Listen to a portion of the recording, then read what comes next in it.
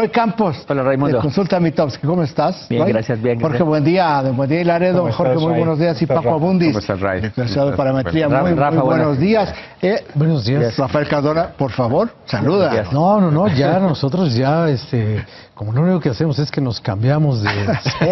Cambia. Ya había yo tenido el gusto de saludar al público y a ustedes, ahora que ya estamos al aire. Cambiamos de set, pero no de sillas. Y aquí lo que estamos viendo es un juego de sillas en donde siguen siendo las mismas sillas.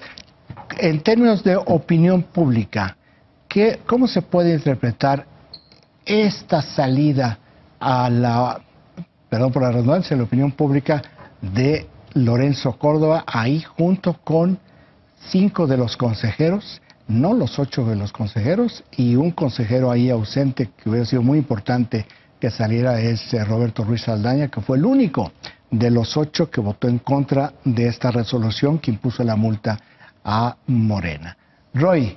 A ver, mira, suena a, nos reunimos para decir, señor presidente, no estamos contra usted, o sea, estamos como a la defensiva, no estamos contra usted, esto es legal.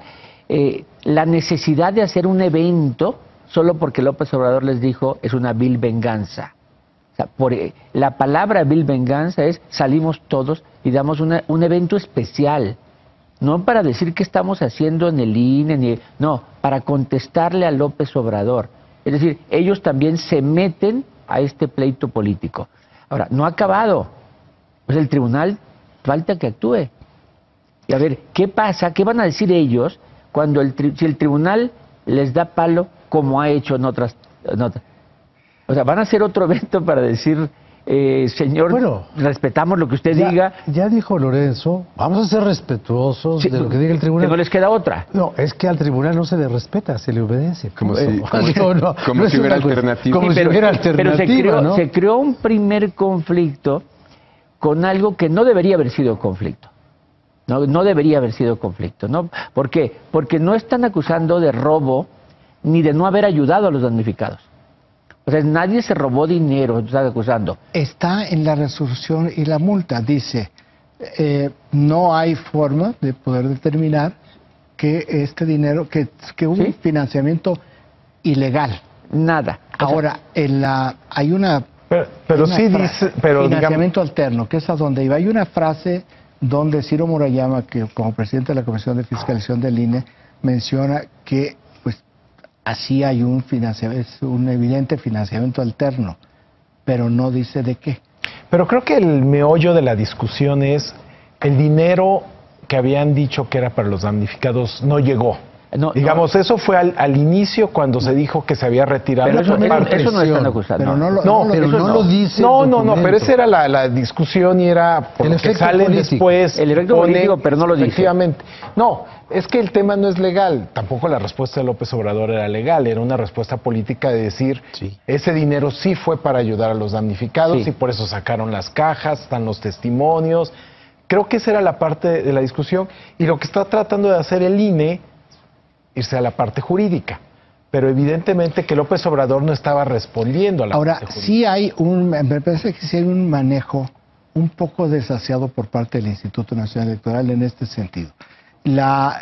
Sale esta resolución y la multa se denuncia miércoles o jueves, en realidad es irrelevante el miércoles o jueves, porque el lunes antepasado se publica en el Universal una columna que detalla el modus operandi de lo que había venido y sí se sugiere que hubo un financiamiento ilegal de la campaña. Y luego el mismo día que anuncia el INE, que da a conocer la multa la semana pasada, ese mismo día en el Universal, en páginas interiores, aparece el INE multó con 197 millones de pesos a Morena. Eso sí me parece que hay un argumento por parte de López Obrador y Horacio Duarte, que su representante en el INE, que lo ha venido señalando, de que ahí hubo una... Alta investigación, no investigaron bien. No investigaron, pero además de que sí están un poco generando una mala imagen. ¿No? Y hay que distinguirlas, yo creo, como lo decíamos el lunes, hay una discusión legal de que hay pruebas y hay una discusión, ya existe una de opinión y precisamente el evento de ayer le sube ese nivel. Eso que tú dices queda perfectamente claro con la defensa que hace del Instituto Lorenzo Córdoba, que dice: rechazamos las acusaciones de intencionalidad política en la investigación del FIEC. Ya que decías tú y lo que estás diciendo tú. Ya que lo subes a ese nivel, entonces ahí hay que ponderar las reputaciones, los prestigios, los niveles de confianza de quien esté en el debate. Y, digo, tú acabas de publicar un número sobre niveles de confianza del INE, que uno esperaría que después de la elección estarían bollantes y se hacia arriba. Y digo, previo a la elección no era el tema, no estaban con la mejor imagen, independientemente de lo bien que lo hayan hecho. Pero en capital político, pues el que están enfrentando tiene muchísimo más. Todo, tiene 20 puntos más, por lo menos, 20, 25 puntos más de buena imagen, buena reputación. Y entonces en ese balance diríamos que el INE iría perdiendo esa discusión, nada más por los oídos que presta la opinión pública al argumento de cada quien. Jorge, ¿cómo anda la aprobación de los mexicanos del INE y del Tribunal Electoral? Pues ha estado bajando constantemente, digamos, nada que ver con lo que teníamos en el año 2000. Bueno, 2006. 2006 es un parteaguas. Siempre cuando hay temporada electoral sube un poquito y después empieza a perder. Los números que tú traes en 2006 son alrededor de 30-40%. Sí son números que, digamos, lo que pasó con el INE es que ya se ve a través del prisma partidista, ¿no? Y uno lo que hubiera esperado es, como decía Francisco, que los morenistas, ante la victoria de Andrés Manuel López Obrador, le dieran un mayor nivel de apoyo y eso haga subir. Digamos, eso es lo que esperaríamos a priori. Ahora, aquí cuando hay señalamientos muy claros de Andrés Manuel López Obrador en contra del INE, eso no va a ocurrir. Digo, a final de cuentas, las posturas, y eso se vio desde 2006, las posturas que tiene la gente que sigue a López Obrador en torno al INE tienen que ver con las declaraciones de López Obrador más los resultados de la elección. Uno hubiera pensado que por los resultados de la elección aumentaría este apoyo, pero las declaraciones de Andrés Manuel López Obrador van en sentido contrario. Aquí una cosa interesante. Y desde antes. Pero una cosa interesante, hoy saca Reforma su encuesta y hablábamos la semana pasada de la luna de miel. Expectativas, ¿no? De Reforma, pero tiene el dato, por ejemplo, de opinión. En la serie de Reforma pasa de 47 a 55, los positivos, y los negativos, si no me falla la memoria, disminuyen 23 a 15. Pasa de un más 32 a un más 50, pero lo importante son los negativos. Solo 15% tiene una opinión negativa de López Obrador, suman positivos. ¿A qué voy con eso? Que pareciera que ya la figura de López Obrador ya no está viendo tanto con los lentes partidistas de antaño, ya no diga los de noviembre, donde estaba a mitades, sino incluso previo a la elección. Y sin embargo, el comportamiento de López Obrador sigue siendo partidista, al menos en las declaraciones. Digamos, mientras el electorado ya lo empieza a ver como la figura de unión, el presidente de todos, luna de miel, lo que tú quieras, López Obrador todavía pareciera que con este debate con el INE está polarizando. Está dividiendo en buenos y malos. Bueno, actuó como jefe de partido, no como futuro jefe de Estado. Cuando el electorado ya lo reconoce. Ya estaba empezando a considerar como una consecuencia lógica de su victoria verlo como un jefe de Estado. Pero en ese tema estrictamente, ¿no? Porque en el resto de los temas creo que se está haciendo. A ver, déjeme tirar algo sobre la mesa, una pregunta más que provocación. Voy a retomar algo que tú decías fuera del aire. En 24 días hemos tenido un metabolismo que parece que le inyectaron fentanilo. Sí. O sea, de una manera asombrosa por todo lo que ha sucedido. Y todo lo que hemos visto que ha sucedido no había tenido precedente. Dice, siempre me acredita Rafael Cardona, dice, es que todo no tiene precedente, es que no tiene precedente. Todo es la primera vez. Aquí la pregunta, provocación es, que tiene que ver con algo que tú mencionaste. ¿Acaso nos estamos equivocando en cómo estamos analizando? Porque nuestras categorías de análisis son ya obsoletas y tenemos que hacer un ajuste a las categorías de análisis, ¿o no? ¿O estamos viendo simplemente un fraseo y un actuar distinto, pero siguen siendo las mismas categorías de análisis para entender lo que está pasando? A ver, yo creo que efectivamente tenemos que cambiar un poco el paradigma de análisis. Primero es, cuando tratamos de analizar lo legal, estamos equivocados. López Obrador, a ver, el desafuero, ¿qué tenía que ver con lo legal? O sea, nada. O sea, era lo político. No, bueno, era todo legal, tal vez la causa. Era lo político, ¿no? Exacto. Esto, el pleito con el INE, no tiene que ver lo legal, es lo político, el pleito. Y la dos es, si a él lo queremos juzgar como un político tradicional, también nos equivocamos. Porque él se pone más como un luchador social que como un político tradicional. O sea, no son las búsquedas de ventajas políticas, sino de la lucha social permanente. Entonces, este análisis de discusión es ¿qué haría un luchador social? No qué haría un político. En la presidencia. Que de no hecho qué haría un político. Es un tema de esa naturaleza. Es decir, o sea, lo viene persiguiendo un tema legal, cuando en realidad él considera está en la eso lucha social. legítimo. Sí, no en la política del me conviene, te conviene, hacemos algo, sino en mi rollo de lucha social, de ir por los pobres, por los buenos, de la polarización, de siempre hay un villano. Pero incluso yendo más lejos, a lo mejor, y en relación a lo que dices, lo estamos tratando de analizar con herramientas o teorías de una alternancia democrática, tradicional y corriente en cualquier país del mundo. Sí. Pero si estamos ante una cuarta transformación, donde parte del juego implica hacer a un lado muchas de las instituciones preexistentes, cambiar la correlación de fuerzas sociales, etcétera, pues sí, es otro bicho, ¿no? Y entonces tenemos que leerlo, qué es lo que ocurre cuando llegan movimientos al poder, que no necesariamente tienen que ser por medios democráticos, que buscan transformar sociedades. A ver, Paco, ¿tú recuerdas cómo está la opinión de los mexicanos con respecto a las instituciones? Sí, más o menos. Sí. ¿Cómo están?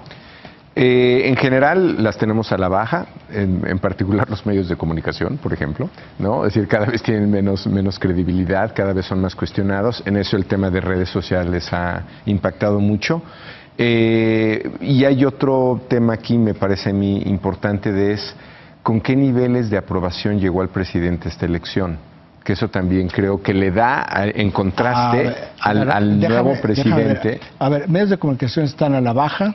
Digamos, a la baja es, vamos a hablar en términos generales, abajo del 50%. Sí, no, entonces, no mucho más abajo. Abajo como del en 50%, pienso, Iglesia, Ejército, Fuerzas Armadas, universidades, están por arriba, están en 60. Y los bajos son los 60, políticos, sindicatos, siempre, diputados, policía, ministerios públicos. Sí. Órganos electorales están y abajo los medios del 50%. están un poco en medio junto con empresarios, bancos. Pero con una tendencia claramente a la baja. Totalmente. A esto voy. Si tenemos a la baja las instituciones y al alza Andrés Manuel López Obrador, entonces es un terreno fértil su propuesta de Mira, nada más te doy dos datos porque en esto de de lo inusual de esta situación.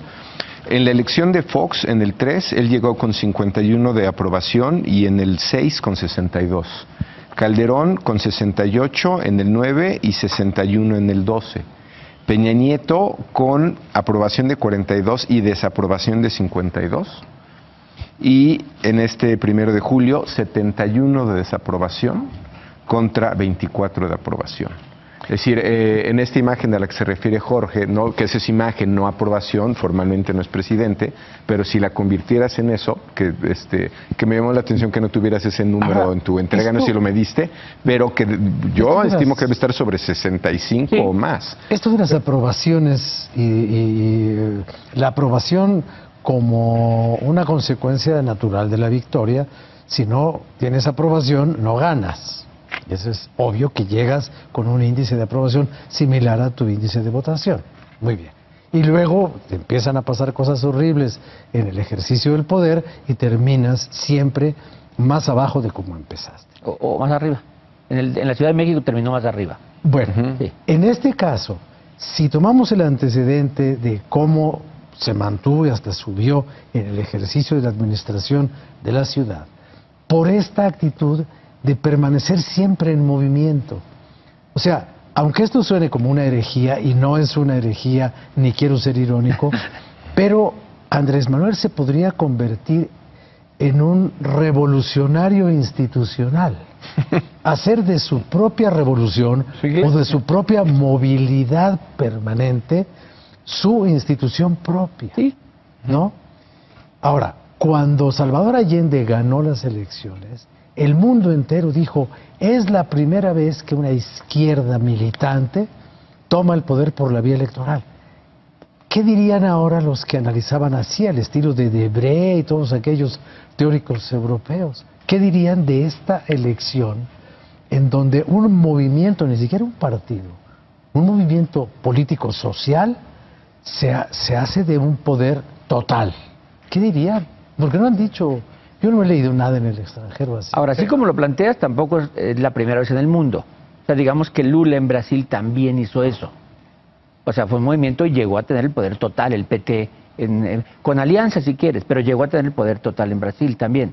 O sea, no es la primera vez que... Ahora sí se ha dicho algo. Hace 3 semanas, si no me equivoco, la portada del Economist, el título era la respuesta de México a Trump. Sí. Y bueno, pero lo veía solo enfocado al asunto pero es interesante, bilateral, ¿no? porque en ese artículo reflexiona sobre algo que podría estar pasando ahora.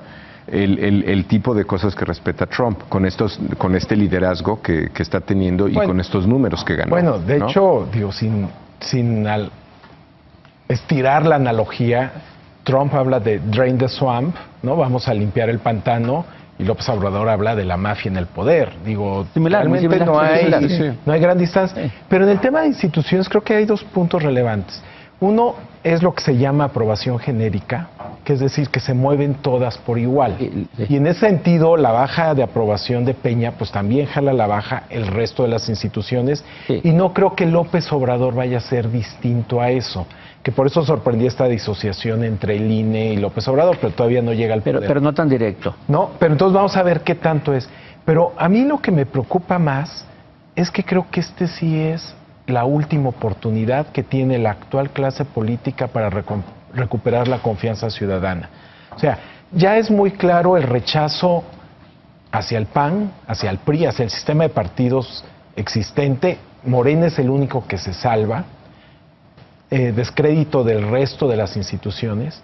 Y si este gobierno no da resultados, vas a tener un electorado desencantado, irritado, que está esperando resultados. Bueno, y ese es un caldo de cultivo muy... que no va a dar resultados porque no hay tiempo suficiente de acuerdo con las expectativas. O no depende todo de inseguridad. Un año dicen es para que dé resultados en temas de seguridad. Pero entonces ahora bajas a la retórica de la cuarta transformación, porque si tú mismo estás alimentando esas expectativas, y creo que le pasa lo mismo que le pasó a Fox. ¿Te acuerdas cuando a Fox le decían, le criticaban? Que subió la expectativa y la subió. Bueno, es que si no la subo no gano. No, ese es como el trade-off, el dilema. Pero ya viendo ganado, seguía subiéndola. Ya viendo ganado, seguía subiéndola. No tiene por qué dar resultados en todo. O sea, de los 3 temas, creo que por lo menos de los relevantes, ¿no? Entre inseguridad, economía y corrupción, en 2 de ellos, más que corrupción, creo que puede ser... Paco, o sea, por supuesto que no tiene por qué dar resultados en el corto o mediano plazo de todos, porque hay temas que simplemente haciéndolo perfecto desde el primer día no te alcanza. Pero entonces tienes, la encuesta de Roy de este lunes, todos dicen, pues sí queremos resultados en todos los rubros en un año. ¿Qué es lo que va a haber en el arranque? Va a haber los 2 programas sociales importantes. Yo sí creo que este programa de infraestructura, los 500,000 millones, sí los va a poder, sí va a poder ajustarlo en el presupuesto del próximo año con la Secretaría de Hacienda. Creo que sí va a tener. También. ¿Qué es lo que va a haber en política económica? Ya lo dijo el Fondo Monetario Internacional, no va a haber cambio. Se va a mantener la misma política económica que han hecho los gobiernos mexicanos durante los últimos años. Entonces ahí puede empezar a haber alguna crítica de los más radicales que no les importa realmente lo que tiene que ver con una estabilidad que pueden empezar a reclamar. La parte de seguridad no se va a resolver en términos de una reducción significativa de homicidios dolosos y ni siquiera sé si vaya a haber una reducción, cuando menos en los primeros años. Y esta parte de inseguridad va muy vinculada en muchos aspectos con gobernabilidad. Entonces tú vas a tener un primer año en donde a lo mejor se están creando las bases para algo muy bueno, pero por razones de tiempo y de realidades, cosas que no están en control, control de ti, como el propio presidente Donald Trump, no lo vas a tener. Ahora, lo interesante es que estemos haciendo este análisis como si ella estuviera gobernando. Exactamente. O sea, 24 días. Es como cuando hacíamos digamos, todas las ejercicios de los escenarios para el 1 de julio, estábamos ya haciendo una especie de post-mortem cuando ni siquiera había pasado la elección. Ahorita ya estamos hablando del presidente. La transferencia del poder, al menos en términos simbólicos, la transferencia del poder ya se dio. Yo recuerdo... De la agenda. Mira, no, del poder. A ver, te voy a decir por qué. No, poder es en dinero. términos simbólicos, dije. En términos simbólicos. ¿Cuándo regresó el PRI a Los Pinos? Bueno, al Palacio Nacional. ¿Cuándo regresó? ¿Cuando ganó Enrique Peña o cuando murió Miguel de la Madrid? Cuando murió Miguel de la Madrid, Felipe Calderón abrió el Palacio Nacional, abrió el patio de honor, entraron y ahí le hicieron un homenaje a Miguel de la Madrid y el orador fue su hijo, Enrique de la Madrid. Ese día se abrió la puerta del Palacio Nacional y entró el PRI. Así sea para velar a un ilustre expresidente. Muy bien. ¿Cuándo entró Morena al Palacio Nacional? No el día de la toma de posesión del 1 de diciembre. Entró el día que se paseó por los pasillos, el día 3, los corredores. El día 3. 48 horas después de las elecciones. Eso sí fue insólito. Eso sí fue. Ahí Enrique Peña le entregó simbólicamente la sede del poder y el poder a Andrés Manuel. Y él hizo un discreto mutis y con un arabesco lateral abandonó el escenario. Y luego pues le entregó la agenda y todo lo demás. Y lo demás pues ya lo estamos viendo. Dice Roy, en 23 días hemos visto un señor que habla con canadienses, con gringos. Cambia de gabinete. Cambia de gabinete. Vienen a verlo. Rafa, pero no es lo que estamos viendo ya realmente es, bueno, digamos, de manera abierta, pública y transparente lo que antes ocurría tras bambalinas. Porque digo, lo que nos sorprende es que públicamente tengas a Trump diciendo me voy a reunir. ¿Qué pasaba antes? Yo creo que en otros gobiernos la discusión que había o la especulación era ¿y quién va a ser el gabinete? Sí. Entonces estamos metidos en todas las discusiones. Aquí hay gabinete hace 6 meses. Desde diciembre. Pero había cosas que sorprendían. El día del último informe presidencial de José López Portillo, el señor Miguel de la Madrid se encontró con la sorpresa de que acababan de expropiar la banca y a él no le habían avisado. Y eran del mismo partido y luchaban por las mismas causas políticas y aparentemente sociales. Pues el señor Jolopo salió con un conejo muerto de la chistera y el otro ni siquiera sabía lo que estaba pasando. Pero aplaudió. No aplaudió. Pero no, aplaudió para adentro.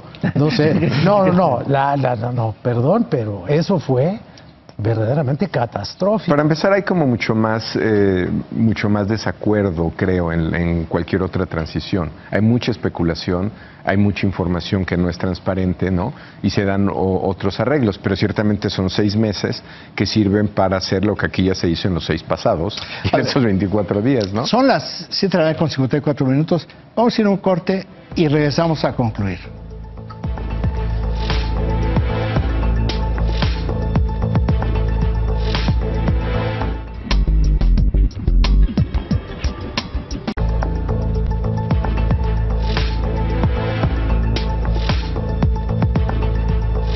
Antes que es institucional. 7:58. Regresamos a las conclusiones. La pregunta es, ¿cómo debemos de pensar Andrés Manuel López Obrador? ¿Cómo debemos de analizarlo? ¿Cómo debemos de codificarlo? Roy Campos. Nunca nos ha engañado en ese sentido. ¿Cómo gobernó la Ciudad de México? La búsqueda de un adversario permanente, que fue Fox en esa época. O sea, fue Fox como su alter ego permanente y fue creciendo en popularidad teniendo siempre un adversario. Aquí va a ser la búsqueda permanente de un adversario al que vencer. En cierto momento fue la alta burocracia, y la alta burocracia, vámonos contra la... Y va a ser durante todo su sexenio estar buscando o entes o cosas con las cuales dice yo soy el paladín que va a salvar al pueblo de ese problema. Jorge, buen día. Creo que es un híbrido. No se va a comportar como un presidente tradicional, en ese sentido no se va. no se va a transformar, va a seguir siendo un luchador social que está en la presidencia. Curiosamente no le gusta la pompa del poder, pero sí le gusta ejercer el poder, ¿no? Y yo creo que va a ser esa ambivalencia en la que se va a estar moviendo todo este sexenio. Paco Abundis. Creo que va a tener un constante dilema y por eso es tan relevante esta discusión sobre el INE entre lo legítimo y lo legal.